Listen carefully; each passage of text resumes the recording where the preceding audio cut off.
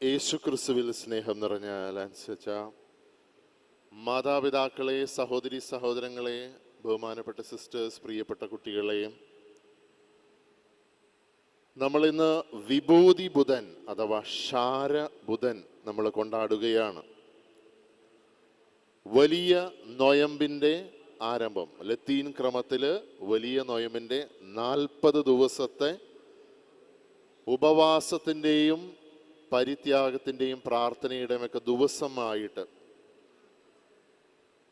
നമ്മളിൽ പലരും ചിലപ്പോൾ ആദ്യമായിട്ടായിരിക്കും ഈ ദിവസം ഇവിടെ വേളാങ്കണ്ണി മാതാവിൻ്റെ സന്നിധിയിൽ നൊയമ്പിനായിട്ട് ഒരുങ്ങുന്നത്.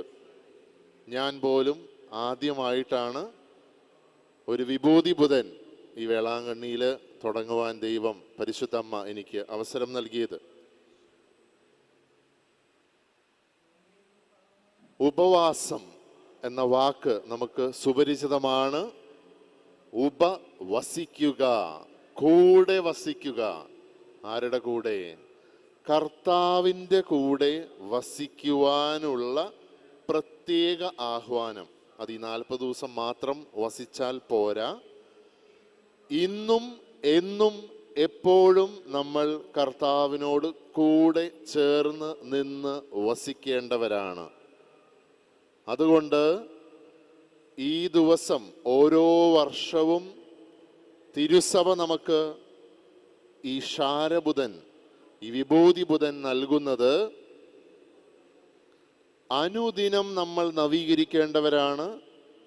അനുദിനവും നമ്മുടെ കുരിശുമെടുത്ത് യേശുവിനെ പിൻചെല്ലേണ്ടവരാണ്. എല്ലാ വർഷവും ഔദ്യോഗികമായി നമ്മൾ ഈ 40 ദിവസത്തെ നവീകരണ പ്രക്രിയയിലൂടെ കർത്താവിൻ്റെ ഉയർപ്പിലേക്ക് നമ്മൾ ചെന്നെത്തണം. അതായത്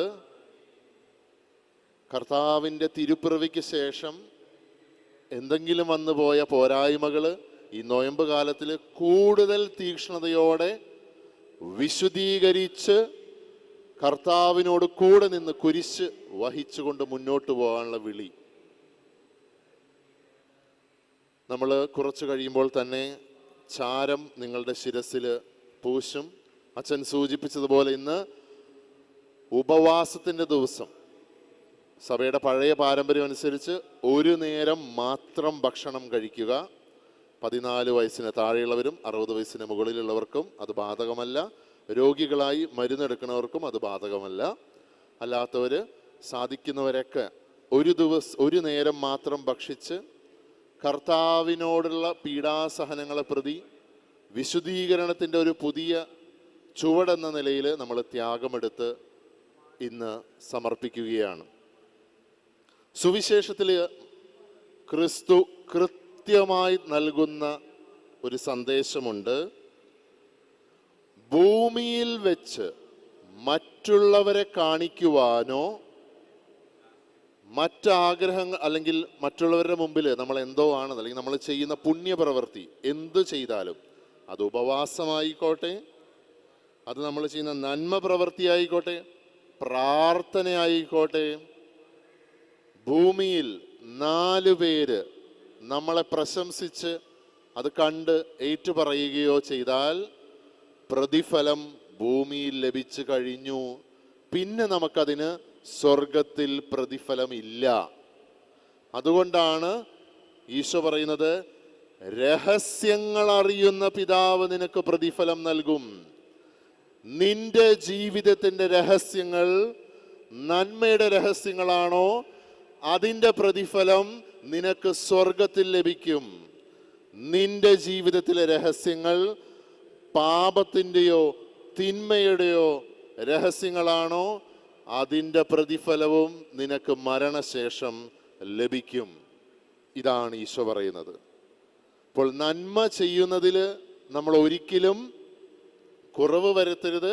പക്ഷേ മറ്റുള്ളവരെ കാണിക്കുവാൻ വേണ്ടി എന്ന ആഗ്രഹത്തോടെയോ ഉദ്ദേശത്തോടെയോ എന്ത് നന്മയും എന്ത് പുണ്യവും ഏത് പ്രാർത്ഥനയും ഏത് ഉപവാസം നടത്തിയാലും ഭൂമിയിൽ പ്രതിഫലം ലഭിച്ചു കഴിഞ്ഞാൽ പിന്നെ സ്വർഗത്തിൽ ലഭിക്കില്ല. അതുകൊണ്ടാണ് ഈശോ പറഞ്ഞത്, നീ ഉപവസിക്കുമ്പോൾ മറ്റുള്ളവർ അറിയാതിരിക്കട്ടെ, നീ പ്രാർത്ഥിക്കുമ്പോൾ നീ നിന്റെ പിതാവിനോടുകൂടെ പ്രാർത്ഥിക്കുക. അതുകൊണ്ടാണ് ഈ ഉപവാസം, ഈ ക്ഷാരബുധൻ നമ്മളെ വിളിക്കുന്നത് ആത്മാർത്ഥതയോടെ, എളിമയോടെ, സത്യസന്ധതയോടെ ദൈവത്തിന് വേണ്ടി, ദൈവസ്നേഹത്തെ പ്രതി ദൈവത്തിൻ്റെ തിരുവിഷ്ടം നിറവേറ്റിക്കൊണ്ട് ചെയ്യുന്നതായിരിക്കണം നമ്മുടെ പുണ്യപ്രവർത്തികളും ത്യാഗപ്രവർത്തികളും പ്രാർത്ഥനകളും ഉപവാസങ്ങളും. ഇല്ലെങ്കിൽ നമ്മൾ വിജാതീയർക്ക് തുല്യമാണ്.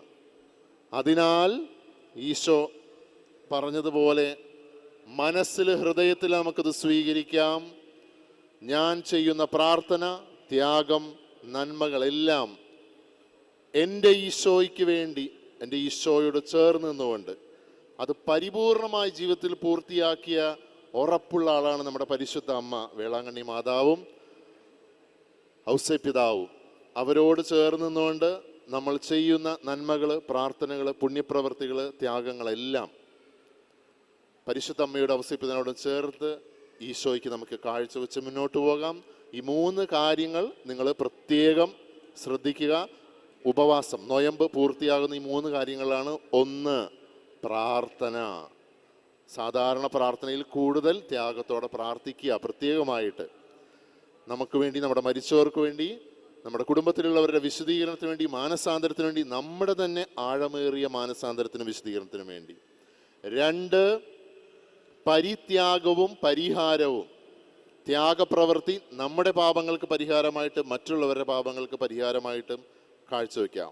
3, പരസ്നേഹപ്രവൃത്തി.